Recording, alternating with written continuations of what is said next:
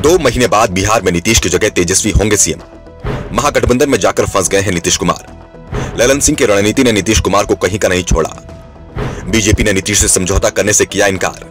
अब तक नीतीश ने जो भी फैसला किया परिणाम उनके पक्ष में ही आया, लेकिन इस बार वो पूरी तरह से फंस गए हैं। जेडीयू अध्यक्ष ललन सिंह की रणनीति ने नीतीश को कहीं का नहीं छोड़ा। 6 महीने में ही उन्हें एहसास हो गया कि एनडीए छोड़ना इस बार उनके राजनीतिक जीवन की सबसे बड़ी भूल साबित हो गया है। महागठबंधन में आने के बाद से ही नीतीश दबाव में दिख रहे हैं। दबाव सहयोगियों से ज्यादा पार्टी के अंदर से पड़ रहा है। उपेंद्र कुशवाहा की बगावत के बाद से तो ये साफ हो गया है कि जेडीयू में कुछ भी सही नहीं चल रहा है। एनडीए से जब से वो अलग होने का फैसला कर चुके थे तो अमित शाह ने उन्हें फोन किया था, सवाल किया था कि क्या आप आरजेडी के साथ जा रहे हैं? अगर जा रहे हैं तो कम से कम ऐसे जाएं कि जब वापस लौटें तो गलती पर शर्मिंदगी ना हो। ललन सिंह जिस तरह की भाषा बोल रहे हैं उस पर रोक लगाई, लेकिन नीतीश कुमार ने अमित शाह की कोई बात नहीं मानी। उल्टा ये कह दिया कि आप जो सोच रहे हैं ऐसा कुछ भी नहीं है। इसके 2 दिन बाद ही ललन सिंह की भाषा नीतीश कुमार भी बोलने लगे। सीधे सीधे बीजेपी हाईकमान को अपने निशाने पर ले लिया। पीएम मोदी के किसी भी सरकारी कार्यक्रम में नीतीश शामिल नहीं हुए। पहले ही नीतीश कुमार का गुस्सा माना जा रहा था, लेकिन अब कहा जा रहा है कि नीतीश कुमार पीएम के सामने जाने की हिम्मत नहीं जुटा पा रहे हैं। महागठबंधन में नीतीश कुमार खुद को असहज महसूस करने लगे हैं। एनडीए से अलग होते वक्त उन्होंने इस बात की कभी कल्पना भी नहीं की होगी कि यहाँ उन्हें ज्यादा ही जलील होना पड़ेगा।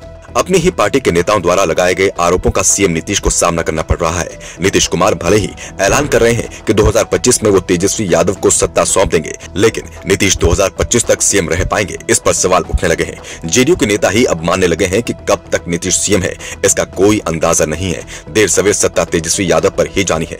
नीतीश के पास अब कोई विकल्प नहीं बचा है। दावा किया जा रहा है कि बिहार में बजट सत्र के बाद सत्ता का हस्तांतरण हो जाएगा। आरजेडी नीतीश को ज्यादा वक्त देने को तैयार नहीं दिख रहा है और यही कारण है कि उपेंद्र कुशवाहा ने यह सवाल उठाना शुरू कर दिया है कि सत्ता समीकरण बदलते वक्त राजद के साथ क्या डील हुई थी, इसका खुलासा किया जाना चाहिए।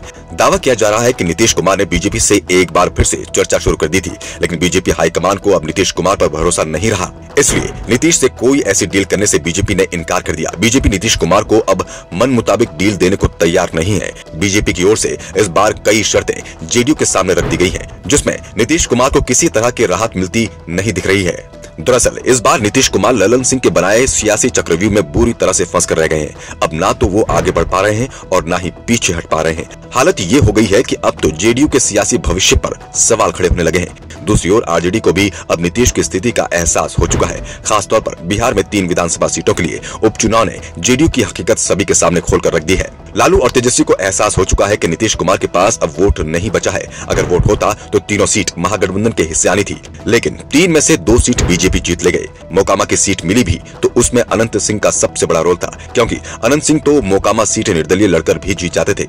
ऐसे में जेडीयू नेता भी अब कहने लगे हैं कि इस बार नीतीश को ललन सिंह ने फंसा दिया है।